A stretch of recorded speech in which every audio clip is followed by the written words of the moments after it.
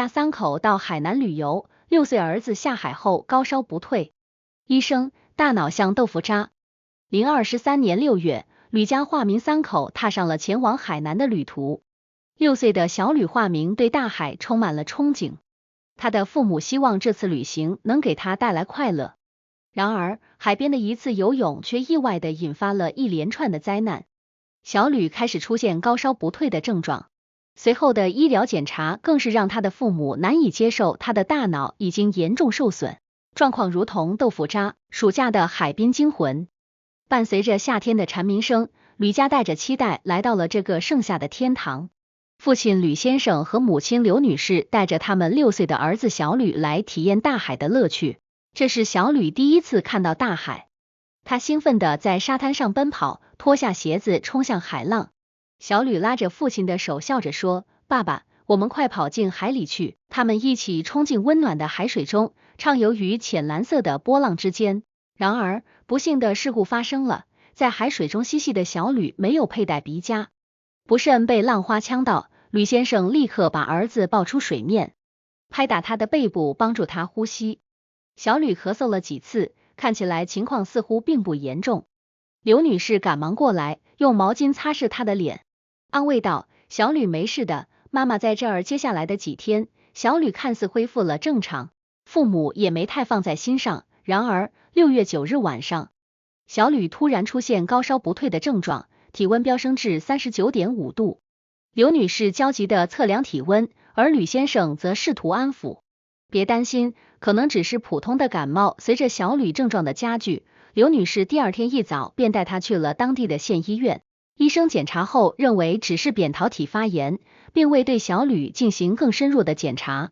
小吕被开了一些消炎药，父母带着他回家，希望他能够很快好转。然而，药效过后，小吕的状况没有任何改善，反而病情更加严重。几天后的情况更为紧急，小吕的发烧持续不退，开始出现头疼和虚弱的症状。刘女士再次带他到医院，这次直接转到了市内的妇幼保健医院。到了6月14日，医生在做了一系列检查后，发现小吕出现了脑膜炎的早期症状，并立即建议他们转往儿童医院。在儿童医院里，情况又是急转直下。吕先生急匆匆地处理挂号事宜，而小吕突然痛苦地抱头大叫，爸爸，我的头好痛。不久，他开始出现抽搐症状，紧急被送入重症监护室。走廊里，刘女士对医生说，请一定要救救我的孩子。而医生面色凝重地回应，我们会尽力的，但请做好心理准备。吕先生则站在一旁，眼神空洞，无力地看着医生忙碌的身影。在重症监护室外，刘女士紧张地等待着，心中充满了恐惧和无助。随后，医生走出来，面色沉重地告诉他们，小吕的大脑受损严重，像豆腐渣一样。我们正在全力以赴，这一切对吕家来说是一场噩梦。小吕的病情最终被诊断为由阿米巴原虫引起的感染，这是一种极为危险的寄生虫，能够造成致命的脑损伤。在紧张和长时间的治疗后，医生最终确认小吕的生存机会微乎其微。吕先生和刘女士站在儿子的床边，面对着不可避免的结局，心中满是痛楚和悔恨。什么是阿米巴原虫？阿米巴原虫是一种能在温暖的淡水中存活的寄生虫，它也存在于海水中，特别是未经处理的水域。这种原虫通过水进入人的鼻腔，最终侵入大脑，引起严重的感染，称为原发性脑膜炎。因为这种感染进展迅速，且致死率极高，了解如何预防和防治阿米巴原虫感染就显得尤为重要。首先，最重要的防治措施是尽量避免在高风险水域游泳，特别是那些温暖、静止或慢流的淡水源，如湖泊、池塘和未经充分处理的游泳池。如果不确定水质是否安全，最好选择不下水。对于海水，虽然感染风险相对较低，但在水质不明的海滩也要小心。其次是要使用鼻夹，如果决定在开放水域游泳，佩戴鼻夹是一个非常好的预防措施，这能有效防止水流通过鼻腔进入，减少阿米巴原虫侵入大脑的机会。再者，要避免潜水和跳水，这些活动会增加水流冲击力，使得水更容易通过鼻腔进入体内。平时游泳时尽量保持头部在水面以上，也是降低风险的一个好方法。除此之外，还要关注游泳池和水疗中心的卫生状况，确保这些设施进行了适当的消毒和维护是关键。公共泳池应定期检测水质，并按照安全标准添加适量的氯或其他消毒剂。不确定的时候，可以询问设施管理者有关水质管理和消毒捋序的情况。感染的症状通常在3到7天内出现，初期可能类似于普通感冒或病毒性脑膜炎的症状，包括头痛、发烧、恶心和呕吐。随着病情的发展，患者可能会出现精神状态改变、昏迷，甚至迅速死亡。由于这种病症的进展速度极快，一旦出现症状，患者的生存率极低。研究表明，即使是在发达国家，治疗的成功率也非常有限。尽管目前存在某些抗病毒和抗生素的治疗方案，但它们对阿米巴原虫的效果不一，且大多数情况下无法阻止病情的快速恶化。最后，一旦感觉不适，特别是在游泳后出现头痛、发热、恶心或颈部僵硬等症状，应立即就医。早期诊断和治疗对于防治由阿米巴原虫引起的脑膜炎至关重要。虽然这种病症治疗困难，但早期发现和干预有助于提高治愈率。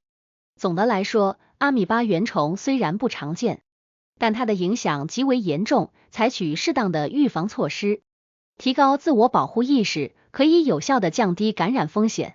感染阿米巴虫的治疗方式，因为阿米巴虫感染病致死率很高，主要的治疗方式就是使用药物杀死这种原虫。那感染食脑虫阿米巴原虫病后该如何治疗呢？抗原虫药物治疗的主要药物是2种抗生素阿米卡星和米卡芬净。阿米卡星通常以静脉注射的方式给药，因为它能穿透脑脊液，直接作用于感染区域。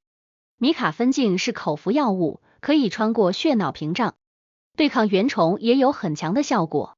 联合用药除了主要的抗生素外，医生可能会添加其他药物，比如利福平或福康唑，来增强治疗效果。这些药物有助于控制感染扩散和减轻炎症症状缓解，因为感染可能引起脑部严重的炎症反应。治疗过程中，医生会给患者使用皮质类固醇来控制脑部肿胀和炎症。密切监测，患者需要在医院密切监护，医生会监控患者的神经系统状况、生命体征和其他相关指标，及时调整治疗方案。支持性治疗包括确保患者有足够的氧气供应，维持水电解质平衡和营养支持等，这些都是帮助患者康复的重要部分。早期治疗，一旦诊断为食脑虫阿米巴原虫病，必须立即开始治疗。治疗的成功率与治疗开始的时间密切相关，越早治疗，存活率越高。总之，虽然食脑虫阿米巴原虫病治疗困难，病死率高，但及时和适当的医疗干预可以提高生存机会。如果有相关症状，比如突发高烧、剧烈头痛、颈部僵硬等，应立即寻求医疗帮助。结语：小吕的故事是一场从无忧无虑的假期到医学警钟的悲剧转变。一个简单的海滩游泳意外揭示了阿米巴原虫一种致命的食脑虫的危险。这种寄生虫虽然罕见，可一旦感染就几乎是致命的，对每一个家庭都会是一个沉重的打击。这不仅是一个关于疾病和死亡的故事，更是一个关于预防和教育的重要提醒。通过提高公众对于风险水域的认识和采取适当的预防措施，我们可以避免未来更多无辜的生命受到威胁。